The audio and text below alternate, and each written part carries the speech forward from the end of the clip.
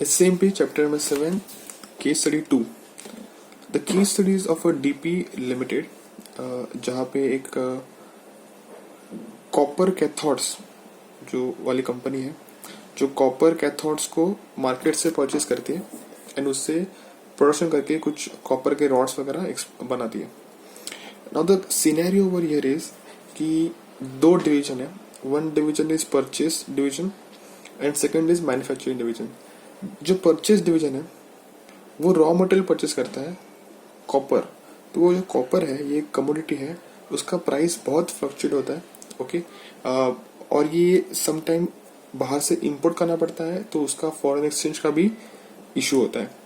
So the issue over here is जो purchasing department है copper जो परचेसिंग डिपार्टमेंट है उसने देखा कि जो कॉपर के प्राइस है वो दिन ब दिन कम होते जा रहे हैं.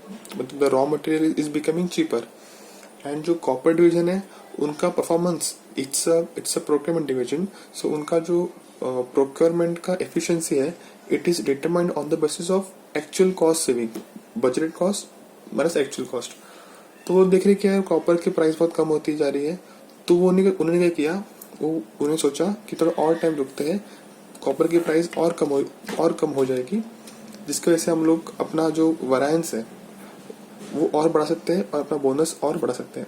तो इसमें आपको बोलना है, डिस्कस करना है. First question is discuss the issues with the performance measure in force in the company. तो इशू इतना ही है कि जो प्रोक्योरमेंट टीम है वो कॉस्ट सेंटर है, उनका bonus is link with the savings in actual purchases and that's why the procurement division ने परचेस करना रुका दिया बिकॉज उन्होंने देखा कि प्राइस कम होती जा रही है और अगर प्राइस और कम होगी वो थोड़ा डिले करेंगे परचेस, देन वो लोग और सेव कर पाएंगे. बट वो लोग ये भूल रहे हैं कि इन सेविंग की वजह से वहां पे स्टॉक आउट की चांस हो रही है, हो सकती है, स्टॉक आउट सिचुएशन आ सकती है.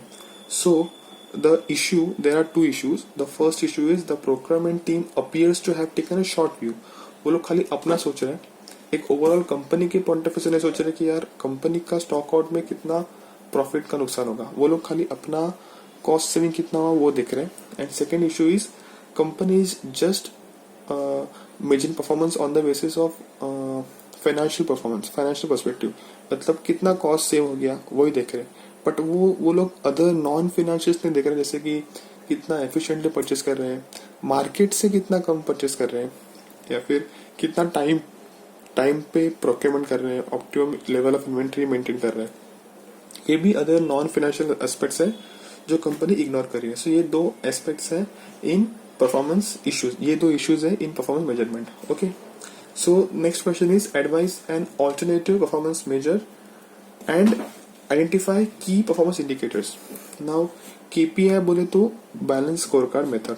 Okay, so advise an alternate performance measurement. तो परफॉर्मेंस मेजरमेंट कैसा होना चाहिए, it is should not be just on the basis of financial, it must incorporate non financials also. अभी यहाँ पे क्या होना चाहिए, तो वो बोलता है कि गोल कांग्रेस होना चाहिए. गोल कांग्रेस, जो प्रोक्योरमेंट डिवीजन है वो खाली अपना सोच रहा है, उसका गोल ओवरऑल कंपनी के गोल से लिंक नहीं है. ओके, तो profit flows from the main business of the company. If a department focuses only on the objective, only on it's objective, तो मेन गोल कंपनी का सफर करता है. Okay, second issue is the department's performance should be measured only on the basis of controllable factor. Market का price change होना of a commodity ये उनके control में नहीं है. तो उनके कंट्रोल में क्या है, सो उनका परफॉर्मेंस ऐसे होना चाहिए इवेल्युएट कि मार्केट प्राइस से कितना कम पे परचेस किया, उन्होंने कितना नेगोशिएट किया, उसके बेसिस पे उनका परफॉर्मेंस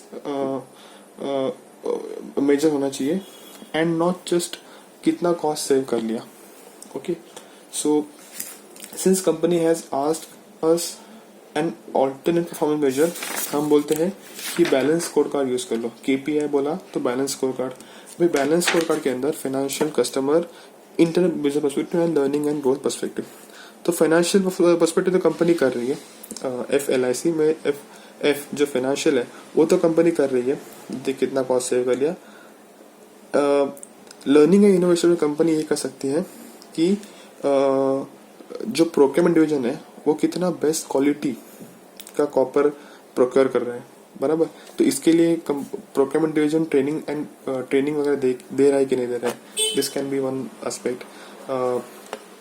इन कस्टमर पर्सपेक्टिव कितने नंबर ऑफ कंप्लेंट्स आ रहे हैं, क्वालिटी क्या है मटेरियल का, optimum level of inventory maintain हो रहा है कि नहीं है, क्या स्टॉक आउट हो रहा है क्या, this can be a customer perspective. Internal business में you can say the procurement division can use JIT to reduce the procurement cost, storage cost, etc. Okay, number of defective purchases कितने कम हो रहे हैं. So this has to be performance indicators. These are the financial, non-financial performance measures and उसके KPIs.